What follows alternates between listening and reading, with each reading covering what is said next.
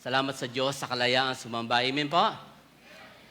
Hindi ko alam bakit parang ang gaang ng aking mga kamay, mga braso to lift my hands to God.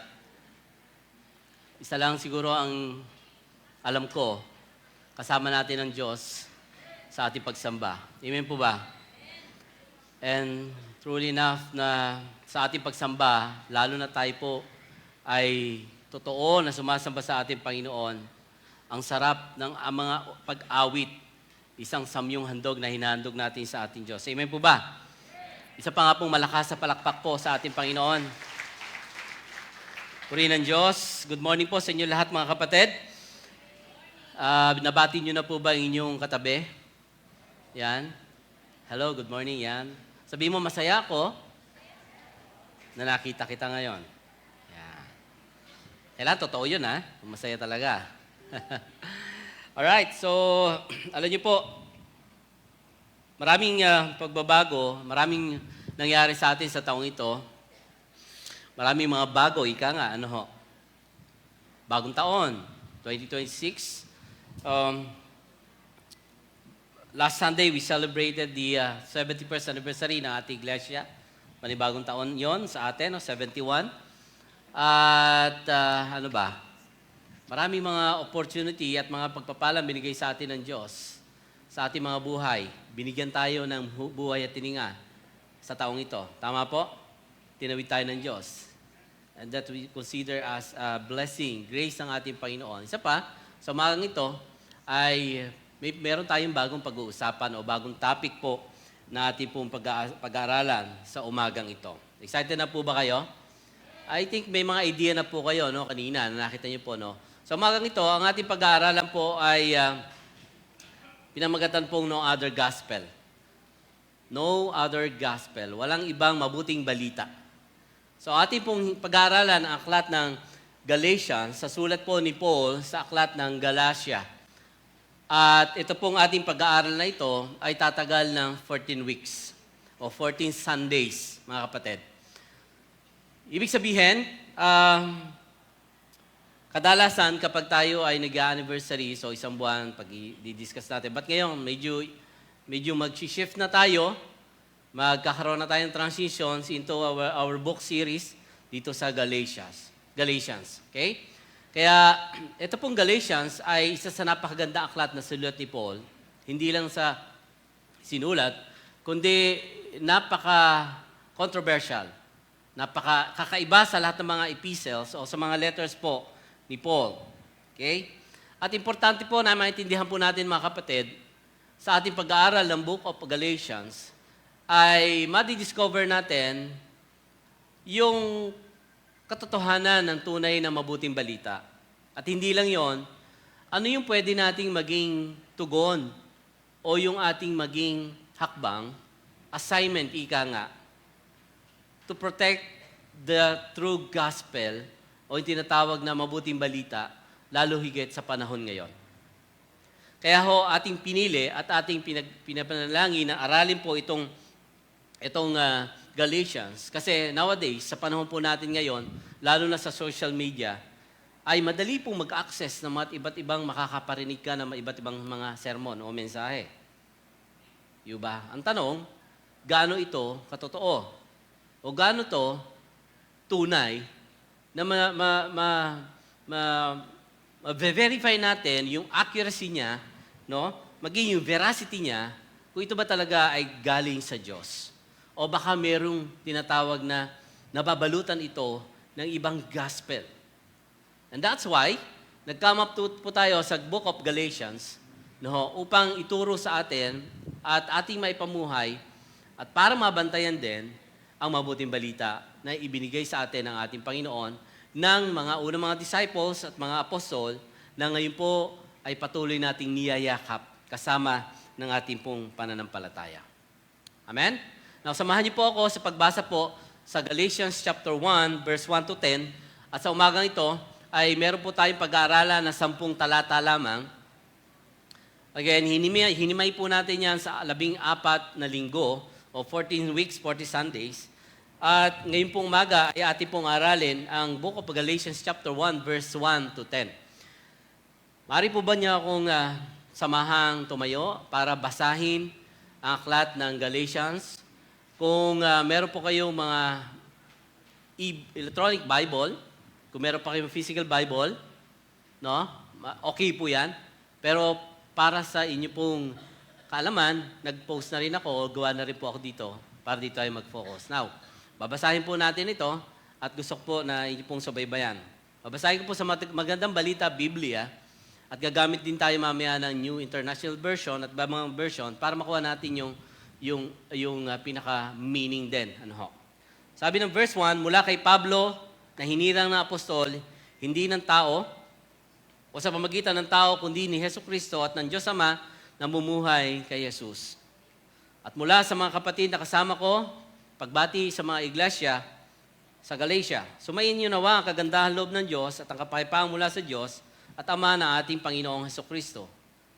Inialay ni Kristo ang kanyang sarili para sa ating kasalanan ay sa kagandahan kalooban ng ating Diyos Ama upang mahango tayo sa kasamaang naghahari ngayon sa sanlibutan ito. Purihin ng Diyos magpakailanman. Amen. Nagtaka ako kung bakit kay dali ninyong tumalikod sa Diyos na tumawag sa inyo sa pamagitan ng kagandahan loob ni Kristo at kayo'y bumaling agad sa ibang magandang balita. Ang totoo ay wala namang ibang magandang balita. Kaya nga lamang, may mga nanggugulo sa inyo at nagsisikap na baguhin ang magandang balita ni Kristo.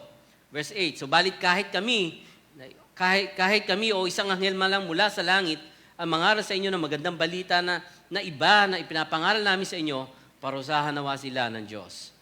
9, sinasabi namin sa inyo at inuulit ko ngayon, parusahan nawa ng Diyos ang sino man nangangaral sa inyo ng magandang balita na iiba kaysa tinanggap na ninyo. Bakit ko sinabi ito? Dahil ba nais ko magpuri o mapuri ng tao? Hindi. Ang papuri lamang ng Diyos, ang tangi kong hinahangad. Sinisip ko ba magpagbigay lugod sa tao? Hindi. Kung iyan ang talagang hangad ko, hindi sana ako naging alipin ni Kristo. Let's come to the Lord in prayer. Panginoon, maraming salamat po sa pagkakataong ito, Diyos, na kami ay muli mong tinipon ang iyong iglesia dito po sa Cornerstone City Church upang aming lasapin ang kagandahan ng iyong biyaya, O Diyos, ng iyong kabutihan, sama-sama, Panginoon. At kanina po sa aming pagsamba, isa lang ang aming mithiin, Panginoon, na ikaw ay mapapurihan, maparangalan sa aming kalagitnaan. Lord, as we start the series from the book of Galatians, Panginoon, sa aming pag-aaral na ito, hinihilingan ko po, O Diyos, na ituro mo sa amin ang iyong kalooban at ang iyong naisin, O Diyos. Buksan mo po ang aming mga puso, ang aming mga mata, na sa gayon makita namin ang kagandahan ng iyong biyaya, ng iyong pag-ibig, para sa amin. Lord, we acknowledge your presence today sa aming kalagitnaan, O Diyos. Mangusap ka sa amin, Panginoon, at nihiling po namin na nawa itong aming pag-aaral sa aklat ng Galatians, Panginoon, hindi lamang ngayong linggong ito, maging sa susunod pa, mga 14 na linggo, Panginoon, ay patuloy mong kaming bigyan ng pagnanais. Desire, Lord, na magkaroon ng kauhawan, karunungan, O Diyos, mula sa iyong mga salita. Ito po ang aming dalangin sa pangalan ni Jesus. Amen and Amen. Praise God! Makakaupo na po tayo lahat. Okay? So, ang ating po pag-aaralan sa umagang ito ay pinamagatan po nating The True Gospel, ang totoong mabuting balita. Well, ang ating mother title, o tinatawag na theme o topic natin po kanina is No Other Gospel. Ngayon po ay The True Gospel. So this is my topic today na gusto ko makita po natin from verse 1 to 10. Alam niyo po, ang aklat ng Galatia ay isa po sa napakagandang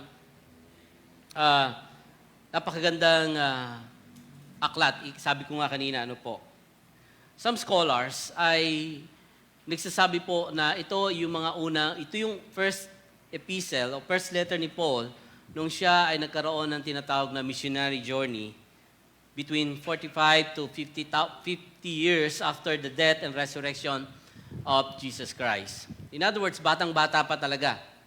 No. So, ang Galatia po is located dito po sa Minor Asia. At in a modern times, in a present day, ito po ay tinatawag na Turkey. Ang Turkey po ay halos na kalagitnaan po ng Middle East at kasama po ng Iraq na, nabalitaan niyo ba Iraq ngayon, nagkakaroon ng protest, no? So magkakadikit lang sila. So, isang modern day Turkey, ang aklat ng Galatia. At sa Galatia po, napakaraming sinimulang simbahan or church planting si Paul kasama si Barnabas. Hindi po nagtatagal si Paul sa lugar na ito. Tumatagal lamang siya ng mga 15 months, isang taon hanggang 15 buwan. At pagkatapos ay umaalis na rin at lumilipat sa mga ibang destination o sa ibang lugar para magtatag o magtayo ng mga simbahan. Okay? So, marami siyang pinasimulan dito. Sabi ng Acts, nasa 6 o mahigit na simbahan ang naitayo dito sa Galatia o sa Turkey o sa Galatia. Okay? Pero ang dilema, ito po mga kapatid, nung siya ay umalis na at lumipat na ng ibang destinasyon, ng ibang mission field, di ka nga, ng isang journey niya, unti-unti niya nababalitaan ngayon ang isang problema na pumapasok sa mga iglesia ng Galatia. Ang problemang ito ay ang pamamakialam o pangunguna ng mga Judaizers. No. So I will explain you later ano yung mga Judaizers na yan. Okay? So may mga taong nagdadala ng maling doktrina, nanggugulo. Sabi kanina to sa text, sila yung mga nanggugulo at unti-unti pumapasok sa mga pagtuturo o sa mga turo ng church doon sa Galatia. Okay? So, ibig sabihin, nabalitaan ni Paul yung pangit at hindi maganda nangyayari. At kaya, no, ay itong si Paul nagkaroon ngayon ng damdamin. Mabigat para sa kanya. Kasi siya yung nagpasimula, tapos nabalitaan niya na ganito, nagkakaroon ng gulo, nagkakaroon ng mga pagkakampi-kampi, paghahati-hati. In other words, now here is Paul, no, na susulat siya ngayon sa Galatia upang i-address itong issue na ito. Itong problemang ito. At sa buod ng sulat ni Paul, babalikan po natin mamaya, later na po, na matindi yung kanyang pagsulat. No, pag tayo ay sumusulat na mayroong damdamin o mayroong very emotional tayo, na ilalagay po natin yun, di po ba? Tama, di ba? Halimbawa, sumulat ka sa isang kaibigan mo, meron kang hinanakit, although wala nang sulat o yung text na lang, sinasabi mo, alam mo, masama loob ko sa'yo. Na isasabi natin, because we are human, na ibibigay natin yung tinatawag na emotional, yung feelings natin, yung damdamin natin, and that's good, kasi yun ang makakabuti. Now, si Paul, he is Paul, ito sa sulat niya, madiin yung kanyang pagsulat. At hindi ito basta-basta sulat. Now, by the way, in the most letter of ni Paul, makita po natin, no, sa Thessalonians, Colossians, Philippians, may mga greetings po si Paul dyan. At madalas yung greetings niya, binabati ko kayo, mainit yung aking pagbati. Hindi lang yon, minsan ang greetings pa kasama niya, salamat sa inyong pagtulong, salamat sa inyong mga prayers, salamat sa inyong ministeryo naging kabahagi. But itong Galatians, kakaiba sa sulat ni Pablo. Why? Kasi sa intro pa lang ng letter niya, makita natin na wala tong greetings. In fact, ang sulat ni Paul dito is sent, di mo ha? Paul, an apostle, wala nang greetings yan, diretso na. Sent from the men, or from men, nor by man, sent not from men, nor by man, but by Jesus Christ. So, binibigyan din niya, no? Tapos ito pa sabi niya, who raised him from the dead. So dito pa lang, meron na parang sa Tagalog, pinasaringan na yung mga iglesia sa Galatias na meron siyang gustong dalhing mensahe. Kasi nga, why? Bakit? Kasi they are so quickly deserting from the true gospel.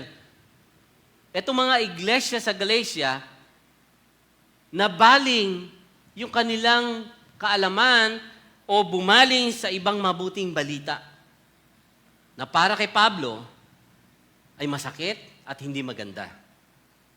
So ganun po yung historical background ng Galatiang ito.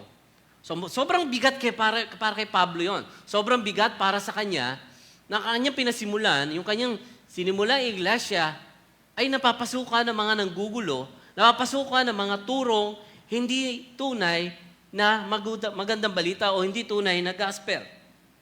Now, ito yung sinasabi ko sa inyo.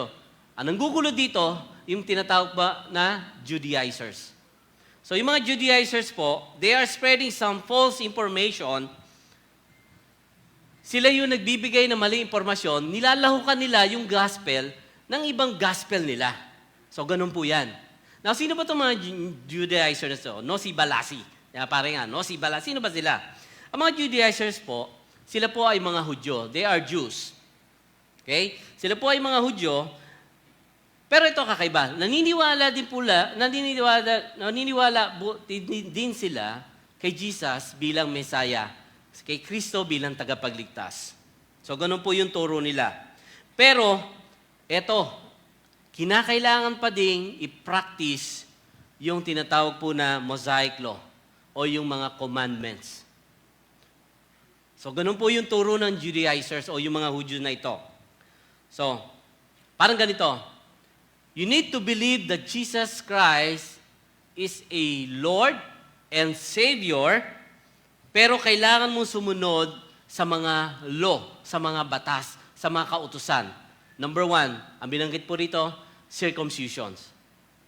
Ikaw ay maliligtas, pero kailangan mong magpatuli sa mga lalaki. So, ganun po ang batas, kasi yun po ay talagang pina-follow, sinusunod ng mga Jews o mga Judaizers na yan. Hindi lang yun, yung mga Jewish festivals. Ang dami po mga Jewish festivals, tama po ba? So, kailangan i-practice din nila yan. And not only that, mga kultura ng mga Hudyo. Kailangan i-practice din nila yan plus Jesus Christ o Jesus Christ plus culture. Another, mga pagkaing pinagbabawal.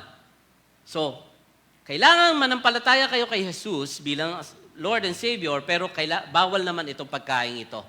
Bawal yung hipon, bawal yung pork. Makolesterol kasi yun. Pero sa totoo lang, bawal sa kanila po yun.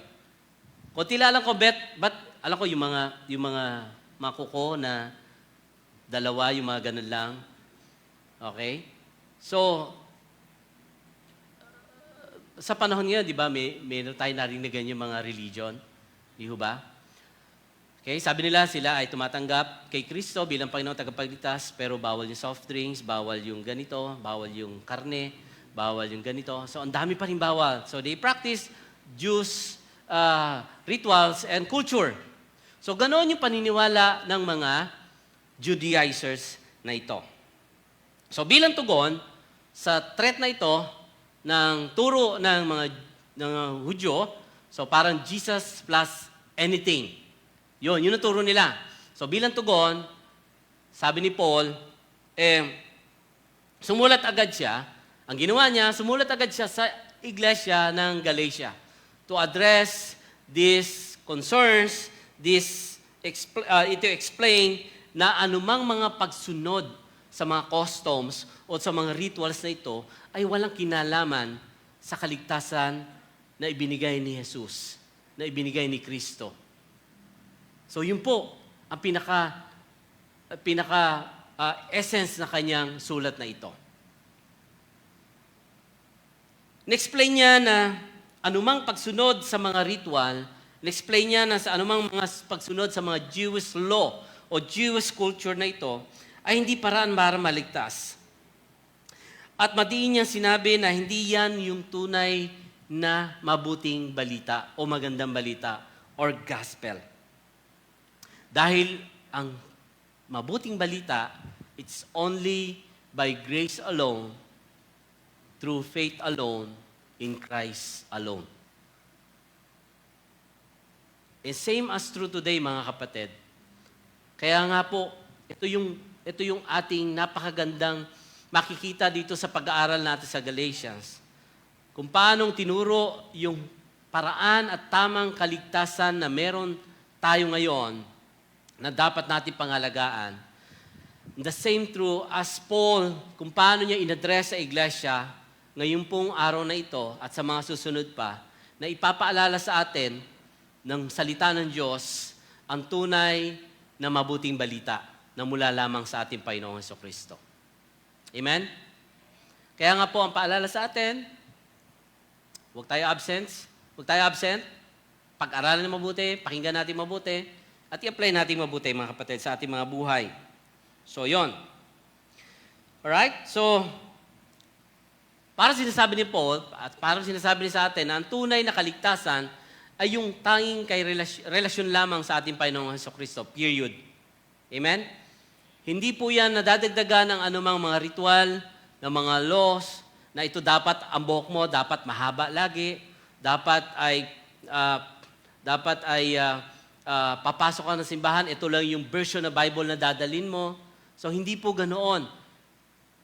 Alam niyo po, ang tema ng Galatians is not only for the gospel itself, but also for freedom na meron tayo. Pinalaya tayo ni Kristo sa ating mga kasalanan. Hindi para gumawa uli ng kasalanan, kundi pinalaya tayo upang damhin natin at pamuhay natin yung kalayaan binigay sa atin ng Panginoon na sumamba sa Kanya. So, pinasalanginan ni Paul na ang law, o yung batas, o yung commandments na ito ay hindi na mahalaga. Because ang law ay siyang nag-akay, o tinatawag po na ang batas, o yung tinatawag na commandments na yan, yung trabaho ng law na yan, ay ipakita lamang sa atin kung gaano tayo kasama, kung gaano tayo karumi sa harapan ng Diyos. Yung commandments na yan, yung mga law na yan, ay upang ipakita sa harap ng Diyos na kailangan natin ng kaligtasan at kailangan natin ng tagapagligtas. Amen? Kailangan natin ng tagapagligtas.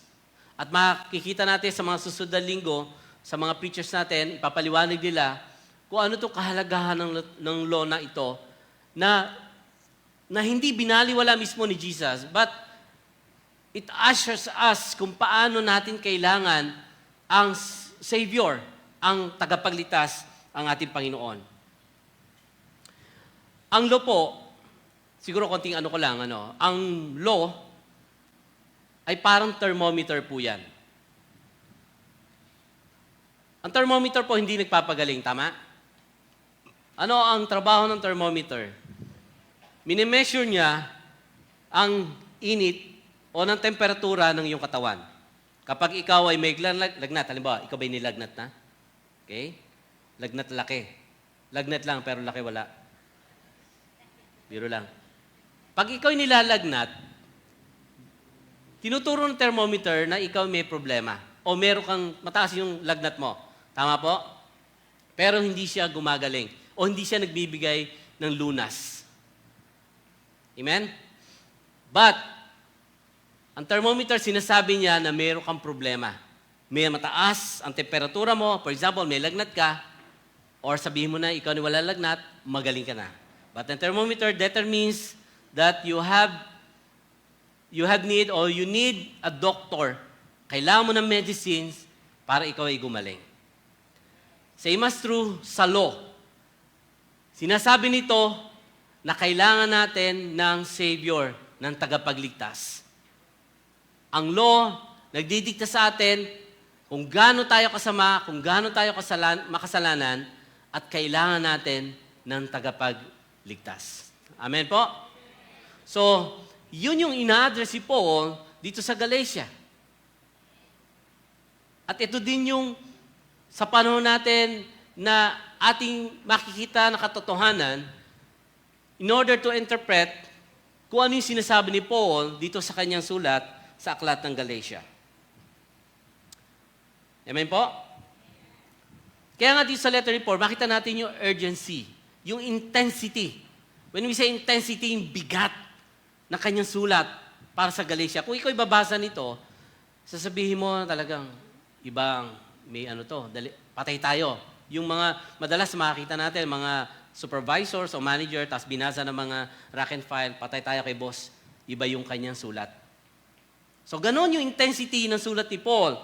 Kung paano binigyan niya ng isang matinding tinatawag na concerns or doon sa issue na pumapasok at nanggugulo doon sa mga Kristiyano doon. Ang mapangit nito, may mga nadadala na. May nagpa-practice na. At meron na nagtatanggol. Kaya nga po, ang mga Hudyo na ito, natatakot sila. Kasi baka sila ay tawag ito, yung saktan. Baka sila ay parusahan. So, ang ginagawa nila ngayon, susunod na lang sila para walang masaktan. So, ganoon yung nangyayari po ngayon sa loob ng iglesia ng Galatia. Okay? So, yung distortion, yung pagkakagulo ng gospel sa Galatia ay hindi biro. Okay? Kaya nga ito si Paul to the rescue. Para kahit papano ay mapigilan, kahit papano ay mapaalalahanan, mga kapatid. Siguro, kami din dito bilang mga pastor, bilang mga elders, mga leaders, parehas din ang gagawin natin sa mga ganong issues. Sabi ko kanina, sa panahon ngayon, madali ang access para ikaw ay makapakinig ng mga sermon. Tama, Pasno? Ang dami, just click away, punta ka sa YouTube, o sino yung gusto mo, o hindi naman gusto, kumbaga makita mo lang doon, and then makikinig ka na. Kaya nga, ang paalala sa atin, katulad ng Galatians, maging mag-ingat po tayo mga kapatid. I'm not saying na huwag tayo makikinig, but maging mapanuri. Maging maingat tayo sa pakikinig, lalo na sa social media. Okay? So, parehas din yung gagawin namin. Kung may mga ganong pangyayari. Especially, when it comes to essentials, yung doctrine and theology na ating niyayakap, na ating sinasampalatayanan, mga kapatid. Why? Because the purity of the gospel determines the health of the church. Yung health ng iglesia, yung spiritual health ng iglesia natin, nakadepende yan sa purity ng gospel. And that's why, ito yung ating iniingatan. Amen? Ito yung ating tinitingnan, binabantayan. At kami, mga pastor, mga preachers, sama na natin ang mga elders and leaders, hindi lang po kami nagpipreach dito, kundi binabantayan din po natin ang mga turong ito na baka makagulo, makasira sa iglesia. Kaya nga ito'y pinapangalandakan natin. No? That Jesus is the only way, the truth, and the life. Yun yung salvation. Amen? Jesus, nothing more, nothing less. Wala nang labis, wala nang kulang. Amen po? Okay pa kayo? Sa likod, gising pa kayo dyan? Okay, good. So sapat yung ginawa ni Jesus, and that's Paul addresses kung paano pinakita niya that who raised him from the dead. Yung kanyang mensaheng ito ay makita po natin yung kanyang sincerity, yung kanyang intentions, no? Na bantayan because he loved the church. He loved the church of Galatia. Okay? Kung makita po natin, mga kapatid, sa panahon natin ngayon. Kaya, mahalaga na hindi lang tayo nakikinig every Sunday, but of course, yung mga small groups natin, subukan niyo pong dumalo. Yung mga hindi pa nakaka-attend, no? Subukan niyong dumalo, umattend, no? Ay talagang matututo po kayo. At masabi siya, hindi kayo magsisisa. Tama po? So, yun po yun. So, now, dito sa verse na ating pag-aaralan, merong tatlong principle na makita po tayo, important things that we need to understand about the true gospel. May tatlong bagay po na makita po tayo sa katotohanan o yung tunay na mabuting balita. Pag may tunay, may peke. So, titingnan natin, ano ba yung tunay na sinasabi ng Galatians chapter 1, verse 10 tungkol sa mabuting balita. Actually, ito introduction pa lamang, but I'll give you the overview of the gospel of Galatians. Okay? Alamin din natin kung ano yung pwede nating maging ambag o maging tugon natin, ano yung role natin, ano ngayon yung assignment natin upang mabantayan maigi itong mabuting balita na iniwan sa atin ng mga apostol na tinuro sa atin ng ating Panginoon. Okay, number 1, tingnan natin yung source of the gospel. Yung pinagmula ng mabuting balita. It comes from God, not men. Maliwanag po? The source of the gospel, it comes from God, not man. Hindi po ito galing sa tao, hindi ito'y ginawa ng tao, ito'y mula sa Diyos. Okay? Now, pinakita sa atin sa introduction ni Paul kung ano yung mabuting balita. At ang mabuting balita na ito, katulad sinabi ko, ay galing sa Panginoon. In verse 1, sabi doon, babasahin ko po ulit sa Ingles, kanina sa Tagalog. Grace and peace to you from God the Father and the Lord Jesus Christ, who gave Himself for our sins to rescue us from the present evil age, according to the will of God and Father, to whom be glory forever and ever. Amen. So, now, first thing first, i-define muna natin, ano ba yung gospel? Tingnan natin, ano ba yung gospel?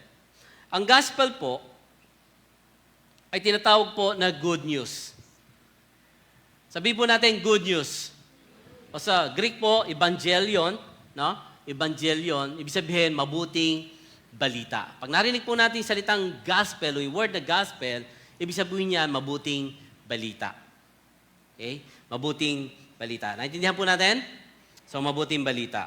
Now, ang gospel po ay may dalawang kahulugan po yan pagdating po sa Bible.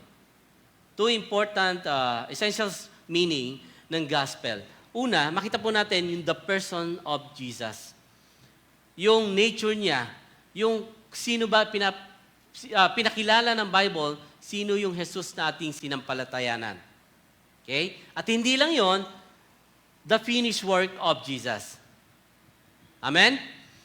Yung pagpapakilala kay Jesus at yung ginawa ni Jesus sa atin. So, yun po yung mabuting balita. Okay? So, mahalaga ito sapagkat makita po natin na ang gospel, it was referring to Jesus, hindi po sa atin.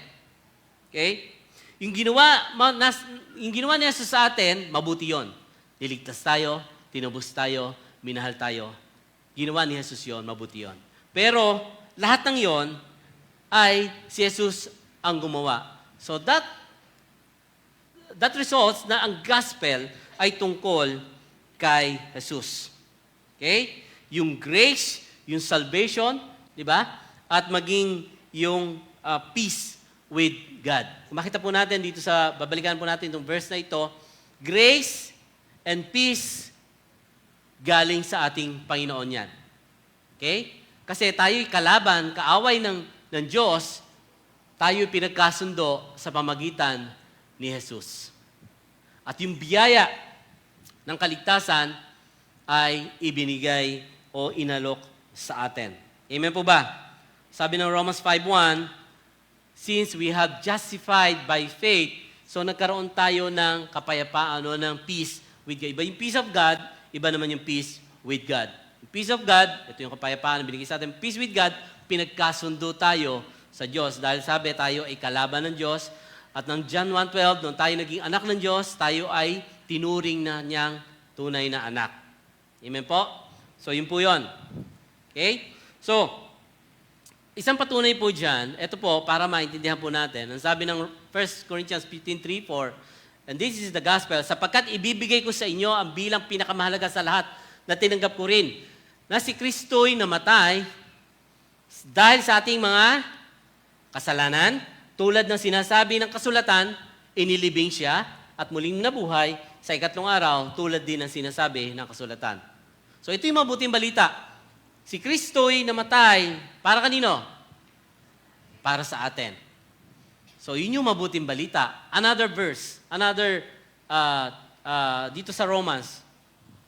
Ayan, Romans 1-4. Ang mabuting balitang ito, sa magandang balita po ito, na ipinangako niya sa inyo noong pamang-una sa pamamagitan ng propeta ay nasasad ng mga banal na kasulatan ay tungkol sa kanyang anak. Kanino tungkol? Kay Kristo. Okay? Ang ating Panginoong Jesucristo sa kanyang pagiging tao, siya ay pinanganak mula sa lipi ni David at sa likas na kabanalan ng kanyang espiritu, ipinahayag siyang anak ng Diyos sa pamagitan ng makapangyarihang gawa ang kanyang muling pagkabuhay. In other words, ang gospel po ay tumutukoy po sa ating Panginoong Hesus. Ang kanyang ginawa sa krus sa Kalbaryo, ang kanyang pagkamatay, ang kanyang pagkabuhay na muli, ang kanyang pagkatubos sa atin, ang kanyang pagliligtas sa atin. And that's the true gospel. Ang sabi ng Bible, kung tayo'y mananampalataya sa Kanya, magkakaroon tayo ng buhay na wala hanggan. Amen? Wala ng plus. Walang gawin mo ito para maligtas ka. After natanggapin mo at manampalataya kay Jesus, gawin mo ito, maliligtas ka. Wala pong ganon. Okay? So, maliwanag po. By nature, He is our Savior. Siya yung ating tagapagligtas. He is our God. He is a perfect. Ano pa? He is sinless. Wala siyang kasalanan at di siya kailanman nagkasala. He fulfilled the law. He died. He rose again from the dead. At siya lamang taong matuwid na namuhay sa mundo. At tayo ay pinawalang sala. So, the gospel originates from God, from the Lord, and the risen Jesus Christ. Hindi po sa human authority. Kaya kung meron mang mga ibang lumabas na sulat, ito yung salita ng Diyos, ito yung mabuting balita, na lihis dito sa tinuturo ng tunay na gospel, hindi po yun tunay na gospel. Ito ang tunay na gospel. Amen? Ito ang tunay at totoong mabuting balita. At nais ko na tumalon sa inyo sa verse 11. Sa Sunday pa ito, pero sabi ko dito, ibig ko malaman ninyo mga kapatid na hindi kata ng tao ang mabuting balita na ipinangangaral ko. Sabi ni Paul, hindi ko ito tinanggap mula sa tao. Kanino daw? Ni itinuro sa akin ng tao. Kanino? Si Jesucristo ang nagpahayag nito sa akin. Imagine that, sa introduction ni Paul, kung paano sinabi niya na hindi para sa aking kapakanan, hindi sa aking pagyayabang, kundi kay Kristo ang nagpahayag nito, o si Kristo ang nagpahayag nito sa akin.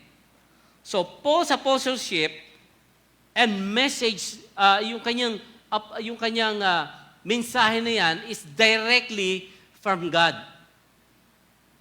Revelation from God. Kaya nga ito yung sinasabi niya sa una pa lang, He sent me, hindi ng tao, hindi ng sino man, kundi ng Diyos, kay Kristo Jesus. So maliwanag yun, pinakita ni Pablo na ang gospel ay hindi galing sa tao, kundi galing sa ating Panginoon. And now, here's Paul. Gusto kong i-correct yan. Gusto kong ipaalala. Gusto kong ipa-remind sa inyo na ang tunay na mabalita na tinuro ko noon, baka nalilimutan nyo. Sometimes, mga tao, meron yung tinatawag na na minsan malilimutin o parang nagkakaroon siya ng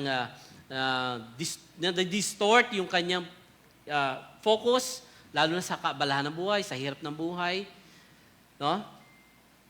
And now, he's Paul, nire-remind niya ang mga Galatian.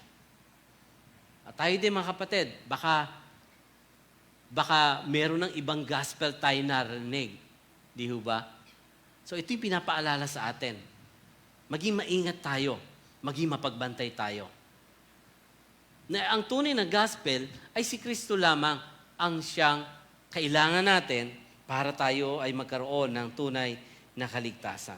So same feeling as Paul, masasabi po natin yan, no? Na again, hindi lang kami basta magtuturo, but of course, magbabantay. Ang true gospel is rooted in grace. Nag-uugat yan sa biyaya ng Diyos, hindi sa effort ng sinumang mga tao. Alright? Naintindihan po natin? Ang gospel ay pag-aalay ng buhay ni Kristo. Ang mabuting balita ay yung pagtupad sa kalooban ng Diyos ng ating anak, ng ating Panginoon, ang kanyang anak na si Jesus. Dahil may problema ang tao, malaki ang problema ng tao dahil sa kanyang sinful nature. And we need His grace. We need the peace of God. We need yung kanyang mercy. Kailangan natin yun. Because, sabi diyan, tayo ay namumuhay sa mundong masama at kailangan natin ng tagapagligtas. Mga kapatid, again, walang ibang mabuting balita na galing sa tao. It is come from God. Hindi ng sino man. Maliwanag po? Hindi ito gawa-gawa ng tao na para sampalatayanan natin. Hindi ito gawa-gawa ng tao para i-distort, i-twist yung ating faith. Subalit, ito ay galing sa Diyos. Ang mga tinuro sa atin na hanggang ngayon ay taglay-taglay po natin. So, the gospel is not about what we do for God, but yung ginawa ng Diyos para sa atin. The source of the gospel ay galing sa Diyos, hindi ng tao. Amen? Pangalawa, the subversion of the gospel. Subversion means it is distorted when grace is rooted. So, ang subversion, synonymous niya is distortion. So, distorted. Nakita natin dito sa scenario na to, na nagkakaroon ng tinatawag po na distortion. Distorted, ika nga. Yung gospel doon sa iglesia ng Galatia.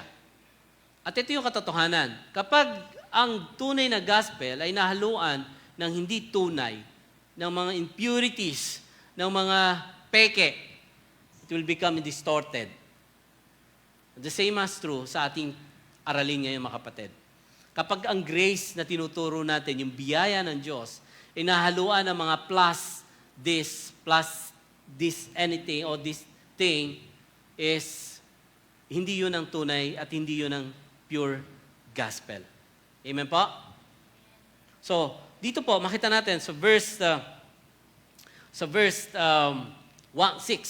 sabi niyan, I am astonished that you are so quickly deserting the one who called you from the grace of Christ and turning to a different gospel. So ito yung sulat ni Paul. No, which is really no gospel at all. Antindi, no? Evidently, some people are throwing into confusion. Ito yung nangyayari sa iglesia. Nagkakaroon ng confusion. And are trying to pervert the gospel of Christ. Matindi po ang nangyayari dyan. Alam po yung word na astonished? O sa Tagalog po yan ay namangha, nagtataka. Yan, sa kanina binasa natin, nagtataka ako, sabi ni Paul. Nagtataka ako. Bakit kabilis niyong lumimot? Bakit parang iniwan niyo na yung tinuro ko, o parang binaliwala niyo na yung tinuro ko sa inyo. Alam po yung word na astonished, ay may dalawa pong meaning yan, o makita po natin sa Bible. By the way, dito, obviously, negative ang negative yung kanyang address o instance niya, no? Sa Bible, merong positive na ginawa dyan, o yung word na yan, astonish. Katulad ng isang guard yata lumapit kay Jesus, sabi ng guard, kahit di na po kayo pumunta sa amin, sabihin nyo na po na gagaling anak ko, at uwi ako, siguradong magaling na anak ko. Naalala niyo yung kwento na yon? So, ang nakalagay doon is, na-astonish si Jesus sa faith nitong, itong soldiers na ito. So, that's positive sense. Dito naman, makita natin, obviously, is in negative sense yung sinabi po na astonish. Okay? So, makita natin, why? Because sila ay biglang tinalikdan yung turo ng Diyos, yung turo ng tunay na gospel na tinuro ni Paul. So, nagtataka si Paul, ibang na-marvel Na-marvel, parang movie, na-marvel. No? Na-astonish si Paul doon sa pangyayaring yon. At hindi natin masisi si Paul sa kanyang damdamin na yon dahil nakita natin si Paul kung gaano siya ka-passionate, kung gaano siya ka-zealous sa pagpaplant ng simbahan at pagtuturo sa mga mananampalataya, especially sa mga elders, sa mga pastors doon bago siya umalis. Pero dito, dahil nga pinasukan ng mga maling katuruan ng mga Judaizers, no? Nagkagulo-gulo. Alam niyo po sa panahon ngayon, may mga simbahan, may Christian church, nagkakaroon ng problema. Hindi lang noon, pati ngayon. Mayroong nangyayari pong ganyan. May kilala po akong simbahan na ang lago-lago nila. Pero may pumasok na ibang turo. Nakala mo Christians. Nako, practice yung mga law, practice yung yung mga leaders naman, gusto-gusto kasi bago. Ano po, nawarak yung simbahan. Recently lang. So, hindi nabantayang mabuti. We're not saying na dito sa church, maaaring di mangyari, but binabantayan natin sa tulong at biyaya ng Diyos. Kaya nga tayo pinag-aaralan, yung mga ganitong mga teachings about the doctrines, about the essential doctrines or theology, para mabantayan din natin yung ating mga turo. And by the way, mga kapatid, ang niyayakap po natin doktrina is still a Baptist doctrine. Amen? Gising pa kayo? Alright. So, at ako, pinagmamalaki talaga yan. Okay? So, makita po natin dito, sa panahon niya, napakadaming ganito. Napakaraming mga pangyayari na makita po natin.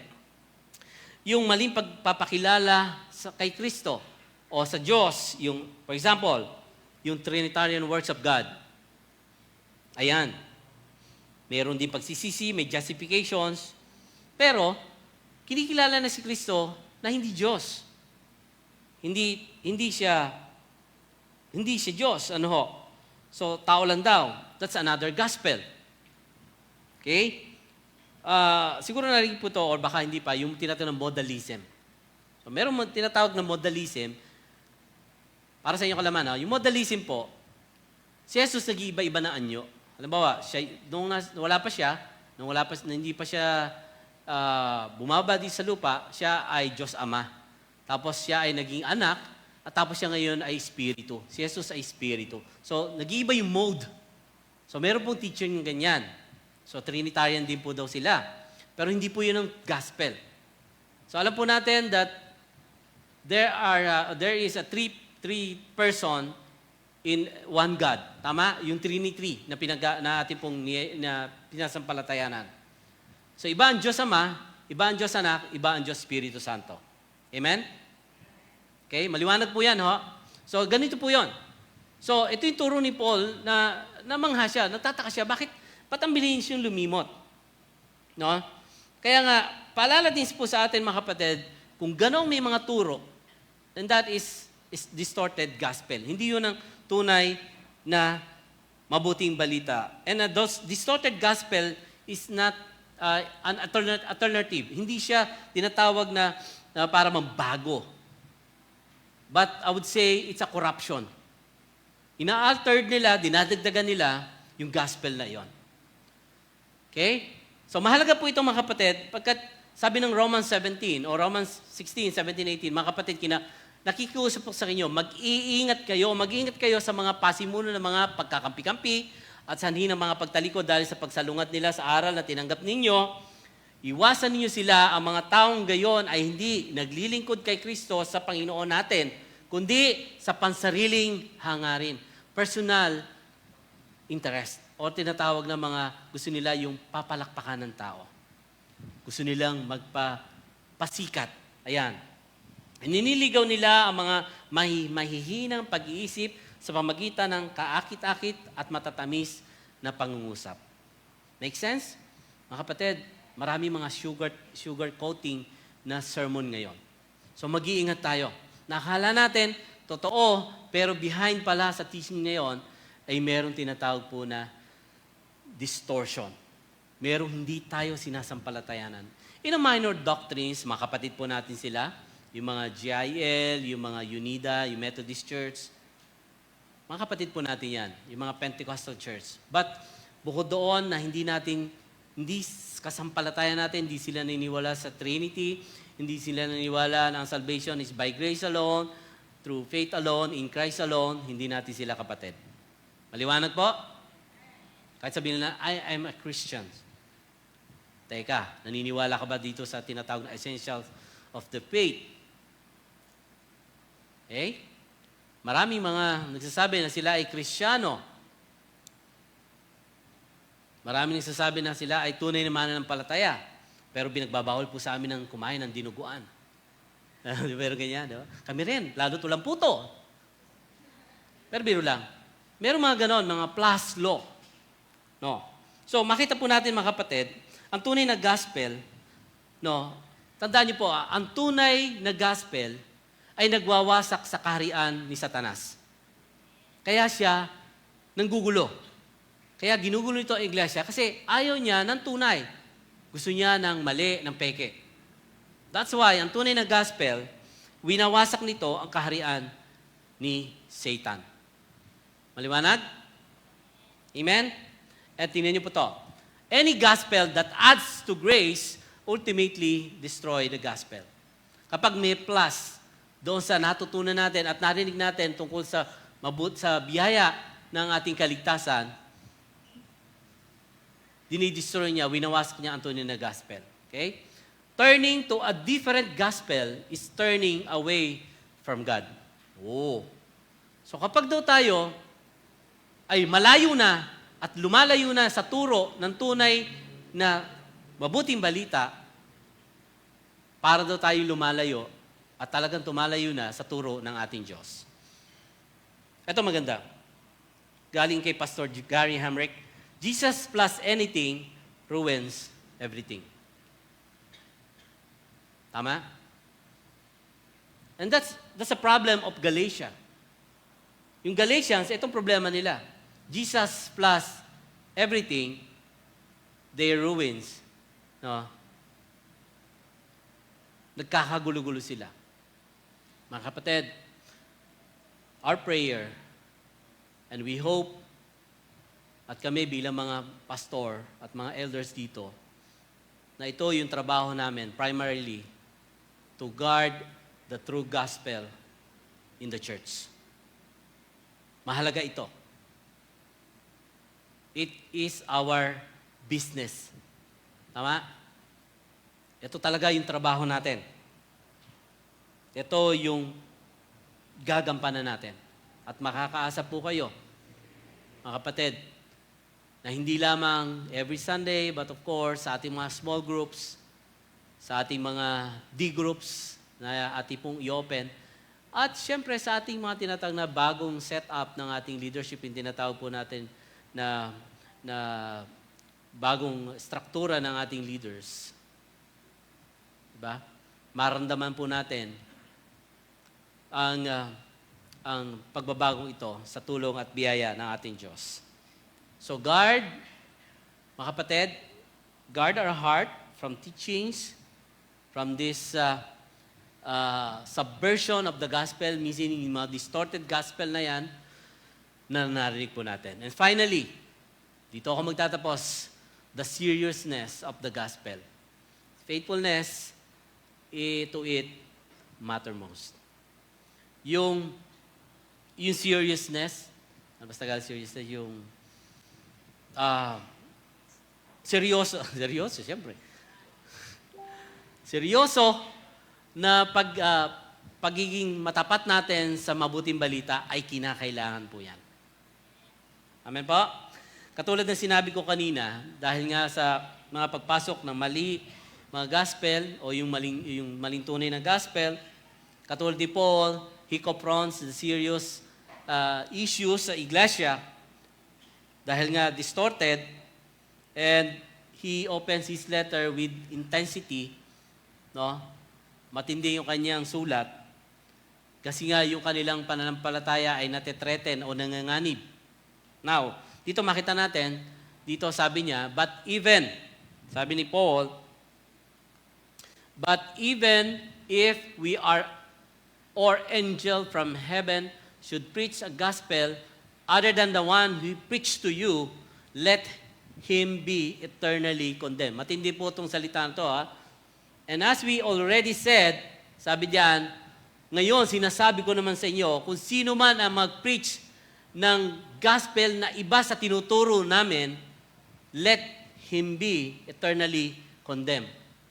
Sa Tagalog, pagka-sumpain siya. Okay? So, ganun katindi yung intensity ni Paul nito. Tingnan po yung declaration niya. No? So, makita po natin that anyone who preached the false gospel is stand on God's judgment. Matindi. Hindi na siya. Hindi na sabi, hindi, malalagot kayo sa akin. Hindi. Pagkasumpain siya. Pagkasumpain siya. Ano yun po sa Greek yan, kung anong word yan? Anathema. Ito pong, yung word na let him be eternal condemned and let be eternally condemned, sa Greek niya, anathema. Ang bigat po na ito, mga kapatid. Ginamit po ito talaga to sa mga rulers, na mga wicked rulers, sa mga demons. Anathema. Ang anathema ay meron po meaning niya sa English na a curse, distraction, or excommunicated. As in talaga, wala siyang say. I mean, yung intensity nito, anathema, means talagang pagkasumpain. Ibig sabihin, hindi siya sa atin. Ayaw natin siya. Hindi yan kapananampalataya natin. Excommunicated dapat yan. Isipin niyo po, kung paano winarningan ni Paul itong mga pumapasok na ito ng mga turo sa Galatia na napaka prominente ngayon sa kanila. Okay? So, makita po natin dito, mga kapatid, na Paul uses this strong language. Itong intensity ng language na ito to deal with a life and death issues. No? Life and death issue na kanilang kinakaharap. So, mga kapatid, masasabi natin, sa ating pong panahon ngayon, and also, again, tayo bilang mga mananampalataya, hindi lang mga pastor, hindi lang mga leaders dito, but bawat isa sa atin ay may pananagutan at mayroong kapasidad at may assignment na bantayan ang mabuting balita na ito. Ito yung mga pumapasok, ito yung mga maling turo na dapat nating tingnan at ating pong bantayan. Okay? Sabi niya ni Paul, kahit na yung mga anghel, kasi po yung mga angel dyan, yan. But even if we or an angel, hindi sinabi ni Paul si Angel Locsin yan, hindi si Angel Locsin. But angel means, angels, he was pertaining to a literal angel. Yung anghel talaga, na makita po natin dyan, na nagdadala ng masamang balita. And most likely, he was referring to the emissaries, yung mga kasama ni Satan. And masabi ko din na kahit yung mga angels na kinikilala at sinasabi sa Bible, hindi magdadala ng mabuting balita yan. Kasi narito na. Nandito na mabuting balita. Hindi na sila magpapahayag pa kung sino mang angel dyan. Nagpe-pray tayo, angel, kausapin mo ako. Baka si Angel Locsin nga ang kumausap sa'yo. Pero hindi na tayo ganon. Okay? So yung angels na yan, kung yan man ay mga kampo ni Satanas o anumang angels, hindi yan magdadala ng mabuting balita because the the good news is already there, nasa Bible na po. Amen po? So, makita po natin na kasi ang angel sa Revelation, base sa Revelation, sila ay magpapahayag after ng tinatawag na rapture. Pag tayo ay na-rapture na ang church, and then ito yung mga angel ngayon, sila ngayon magpapahayag ng mabuting balita. Yung mga naiwan. Yung mga naiwan. Okay? So tayo, pag na-rapture na, yung mga angels ngayon magtatrabaho. Naintindihan niyo po? So, ganun po yung trabaho nila.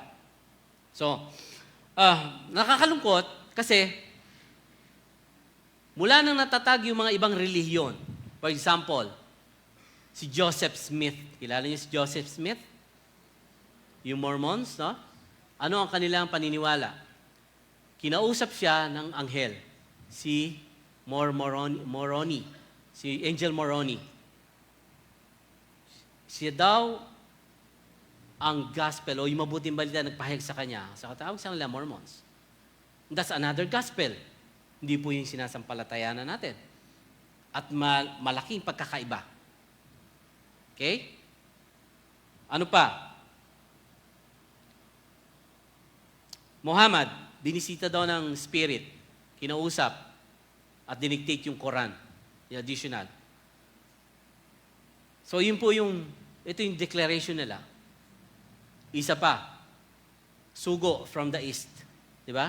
Yung mga pasugo na galing sa silangan, sila daw ay kinausap din. At sila yung nowadays ay apostol o leader ng iglesia ngayon, which is deny that Christ is a God. So, that's another gospel. Hindi po yun ang tunay na mabuting balita. Ang sabi ng Bible, anathema. Let him be accursed. Let him be eternally condemned. Amen? So mga kapatid, makita po natin dito, mahalaga na maintindihan po natin, truth does not change. At yung truth na ito ay makikita lang natin sa salita ng Diyos, sa tunay na mabuting balita. And even if the messengers change, ang mabuting balita kailanman hindi magbabago. Amen po? Lilipas ang mga bulaklak, malalanta, pati tayo kukupas, ngunit ang salita ng Diyos ay mananatiling tapat kailan pa man. Amen? At tayo bilang mga lingkod, bilang mga servant ng ating Panginoon, we need to guard this gospel wholeheartedly, faithfully, kasi yun yung trabaho natin. Ito yung importante sa lahat, mga kapatid. Hindi lang tayo basta nakikinig, inaaral, ba't higit sa lahat, pinamumuhay natin. Ang mabuting balitang ito ay galing kay Jesus, na siyang nag-alay ng buhay para sa atin. Nag-alay ng kanyang dugo, namatay para tayo ay tubusin sa ating mga kasalanan. At ngayon, ini-enjoy natin yung freedom na yon na binigay sa atin ni Jesus. Amen po? Palakpakan nga natin ang Panginoon. So, ano yung challenge sa atin ngayon, mga kapatid? Sabi ni Paul, I am trying to win the approval of men, of God. Or am I trying to please men? Hindi, sabi niya, if we're still trying to please men, hindi sana ako servant ni Kristo. Tandaan po natin, ang piniplease natin ay ang Diyos. We are not a man pleaser, but a God pleaser. Ginagawa po natin ang trabaho natin para sa ating Panginoon Diyos. Amen? So, ang trabaho natin, mga kapatid, as I challenge you, ang trabaho natin, ito po, bilang mga believers, bilang member ng Christian Church, ng Cornerstone Christian Church, huwag nawa sanang balukturin ang tunay na gospel. Kahit natila, na-offend yung iba every time that we share the gospel, the true gospel, kahit na na-offend yung iba, na di mananampalataya, sa pagsasabi natin ng tama at tunay ng mga buting balita, huwag babaguhin o babawasan. Preach it. Say it to others, mga kapatid, ang mabuting balita. Amen po? Ituro na merong impyerno. Ituro na merong kaparusahan naghihintay sa mga hindi mananampalataya kay Kristo bilang Panginoong tagapagligtas. Yan ang tunay na gospel. Ituro na hindi lamang pagmamahal ng Diyos. Pero kasi basta love ka lang ni Lord, okay lang, basta love ka ng Lord, pero walang repentance, walang pagtalikod, hindi yung tunay na gospel. Ngayon, ang trabaho natin, ang challenge sa atin, ituro natin na hindi lamang pagmamahal ng Diyos ang kanyang pwedeng ipadama, but of course, ang pagpapatawad kung siya, tayo ay magsisisi sa ating mga kasalanan. Yun ang tunay na gospel. Pagtalikod sa kasalanan. Hindi tayo dapat matakot sa tao, kundi matakot tayo sa Diyos na siyang husga sa ating mga ginawa. Kaya nga, being a true servants of Christ, protect the gospel no matter the cost. Amen? Protect the gospel no matter the cost. Kasi ito yung ating ito yung ating trabaho. Ito yung ating business. Okay? So, sabi sa Jude o sa Judas, mga minamahal, ang gustong-gusto kong isulat sa inyo tungkol sa kaligtasan tinatamasa natin sa lahat. Ngunit napilitan akong ang isulat sa inyo isang pananampalatayang ipaglaban. Ipaglaban ang pananampalatayang ipinagkaloob minsan at magpakailanman sa mga banal. So yung panawagan na ipaglaban yung faith na meron tayo, ito yung hamon sa atin, mga kapatid. Handa ba tayo ipaglaban ang gospel? Amen? Handa ba nating iprotektahan ang mabuting balita? So, choose faithfulness over popularity. Choose faithfulness over popularity. Obedience over approval. Kasi ang gospel ay mahalaga. Nakataya ang buhay ng bawat isa. And the gospel we receive is the gospel we must remain faithful. There is no other gospel. The gospel is from God. About grace, about His grace, at hindi pwedeng bawasan, hindi pwedeng i-altered. Kaya nga, manatili tayo nakatayo sa tunay at totoong balita. Magandang balita mula kay Kristo. Amen? Kaya nga, guard the source. It is from God. Ang gospel ay hindi tungkol sa ginawa natin, kundi para sa Diyos. Ginawa ni Kristo para sa atin. We need to guard the source. In other words, tayo bilang mga mananampalataya, kailangan natin bantayan ang gospel na ito. Proclaim the substance. It is by grace through faith in Christ alone. Kapag may lumampas po dito, hindi yon tunay na gospel. Sapagkat ang gospel ay nagpapahayag ng kaligtasan na mula lamang sa Diyos, hindi sa tao. Again, Jesus plus anything, it ruins everything. Amen? And finally, depend the seriousness.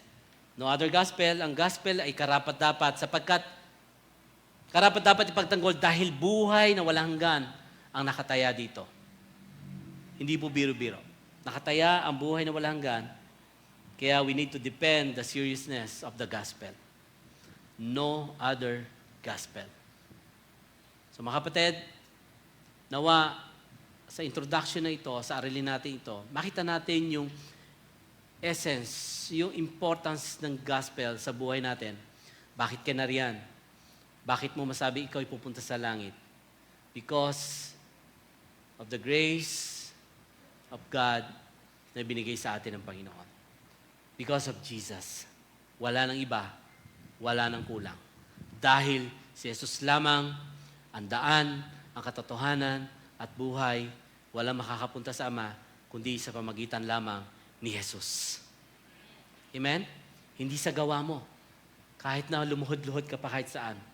Sabi ng Bible, hindi sa ating mabuting gawa, kundi sa biyaya ng ating Panginoon lamang. Kung ikaw ay mananampalataya sa Kanya, magkakaroon ka ng buhay na walang hanggan. Dahil yun ang pangako ng ating Panginoon. Praise God. Palakpakan natin ang Panginoon. Tayo po tumayo. Sa umagang ito, kung ngayon mo lang narinig itong gospel na ito, itong mabuting balitang ito,